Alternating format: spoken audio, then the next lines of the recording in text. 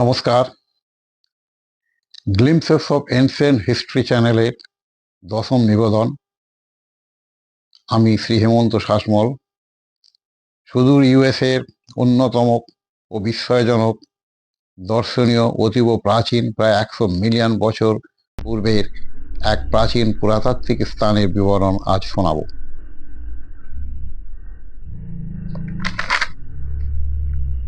গত সেপ্টেম্বর মাসে 3 তারিখে আমি ইউএসের আর্চেস ন্যাশনাল পার্কে প্রবেশ করি এবং এখানে প্রায় কয়েক হাজার একর স্থানের ওপর বিস্তৃত আছে এত বিশাল ক্ষেত্র যেটা একদিনে দেখা অসম্ভব। বোধ করি 1 সপ্তাহ বা 1 মাস ধরেও এর ভেতরে সব ক্ষেত্রগুলি দেখা সম্ভব নয়। তবুও যেটুকু দেখেছি সরেজমিনে তার সংক্ষিপ্ত বিবরণ আমি দিচ্ছি। কথিত আছে প্রায় 100 মিলিয়ন বছর পূর্বে মাটির নিচে জল, বরফ ও প্রচুর তাপমাত্রা আর ভূমিকম্পের ফলে নিচে সল্ট মুভমেন্টের ফলে নানা রকম এই 8তলা 10তলা বাড়ির সমান উঁচু উঁচু সল্ট স্ট্রাকচারগুলো তৈরি হয়েছে।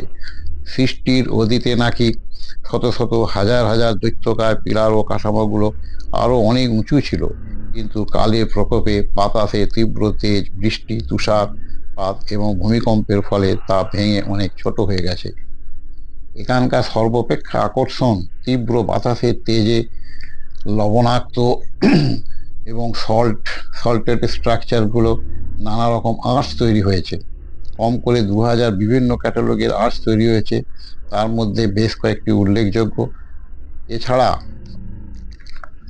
এগুলো হাজার হাজার বছর ধরে নানা প্রজাতির বিপর্যয়ের সমস্যা এবং বাতাসের তেজে নানা রকম আকার ধারণ করেছে। যেমন ডেভিলস কোর্ট, যেখানে শয়তানের বিচারক দাঁড়িয়ে আছে, সঙ্গে তার 2 জন সহকারী, সবই লবণাক্ত পাথরের। আর্চেস ছাড়াও তৈরি হয়েছে নানা রকমের পিরামিডিক্যাল এবং কনিক্যাল স্ট্রাকচার, ব্যালেন্স রক, নানা রকমের স্যান্ডিউন, ফিন্স, সূচালয়ে উঠেছে এবং নানা রকমের আদার বিভিন্ন আকারের কোণাকৃতির স্ট্রাকচার। আসুন এগুলো আমরা একটু করে দেখে নিই। ব্যালেন্স রক, যেটা প্রায় 200 ফুট বেশি উঁচুতে একটা দৈত্যাকার পাথর, প্রায় 100 টনেরও বেশি কি 1000 টনও হবে, একটা তার উপরে স্থির হয়ে আছে। কিভাবে আছে সেটা ভাবাই যায় না। আর একটা জায়গা হচ্ছে প্যারামাউন্ট পয়েন্ট, যেখান থেকে এই পার্কের দৃশ্য দেখা অতীব আশ্চর্যজনক এবং আনন্দদায়ক। তাছাড়া আছে salt valley, fiery furnace view, Devil's garden view. সব স্থান থেকে বিশাল বিশাল স্ট্রাকচারগুলো দেখা অত্যন্ত অবাক করে দেয়। এ বিষয়ে একটি কথা না বললেই নয়, সেটা ইউএসের এই সমস্ত ট্যুরিস্ট জায়গাগুলোকে তার অরিজিনালিটি মেনটেন করার ক্ষমতা, যেটা ভারতবর্ষে ভাবা যায় না। কারণ ভারতবর্ষে যে কোনো ট্যুরিস্ট স্পটগুলি নানা রকমের হোটেল, স্ট্রাকচার, শপিং সেন্টার ইত্যাদি হয়ে পুরো স্থানটাকে ঘিঞ্জি করে দেয়, এটা এখানে ভাবাই যায় না। এর উপরে আর্চেসগুলো, যেগুলো অনেকই কালের প্রকোপে হারিয়ে গেছে, অত্যন্ত আশ্চর্যজনক এবং দেখার মতো।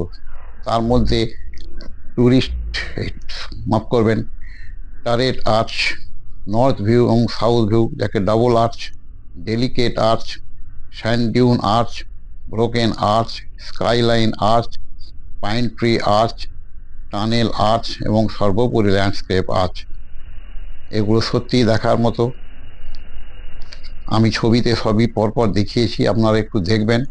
সবশেষে বলি, এই বিশাল আকৃতির স্ট্রাকচারগুলো শুধু বাইর থেকে দেখলে হয় না। একদিন গাড়ি করে হয়তো পুরোটাই দেখা যাবে, কিন্তু গাইড নিয়ে যদি কেউ ভেতরে যায় তবে সেখানে পুরো গোলক ধাঁধা। গাইড ছাড়া হারিয়ে যেতে হবে।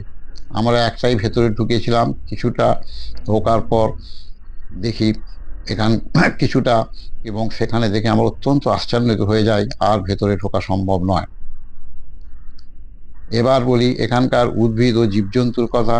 উদ্ভিদ গাছপালা এখানে খুব কম, যেহেতু অনেকটাই মরুভূমির মতো এলাকা, লবণাক্ত মাটি। তবে সাইপ্রাস গাছ, যেটা খুবই হার্ডি গাছ, সেগুলো এখানে কিছু আছে। আর আছে কিছু পিনিয়ন এবং জুনিপার জাতীয় গাছ। তবে এখানে অনেক নাম না জানা ফুলও দেখলাম, যেগুলো সবই বন্য ফুল। এখানে স্তন্যপায়ী জীবের মধ্যে বুনো খরগোশ, হরিণ, মিউল, ফক্স, ক্যাঙ্গারু র্যাটস, ও ছোট সরীসৃপ প্রচুর আছে। তবে এখানে সাপের উপদ্রব প্রচুর, কেননা গোটা গোটা এরিয়াতেই প্রচুর গর্ত দেখা যায়। নমস্কার।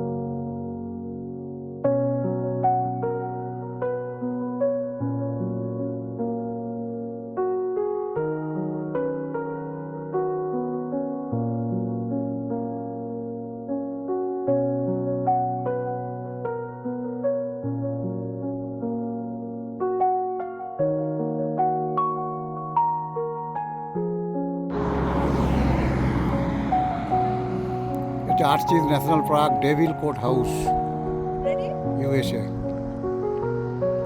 State Utah. এই যে এখানে তিনটে মূর্তি, একজন জাজ আর পাশে দুজন সহকারী, এই জন্য এদের নাম হয়েছে devil Court house. Devil Court house, শয়তানের কোর্ট। এগুলো সব অটোমেটিক ন্যাচারাল পদ্ধতিতেই তৈরি হয়েছে কোটি কোটি বছর ধরে। সৃষ্টির আদি থেকে এইরকম তৈরি হয়েছে আর্চিজ National park.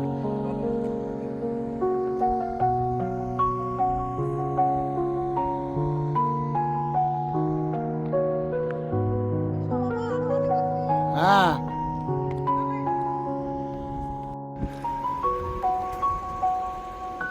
আর্চিজ National Park, garden of haven.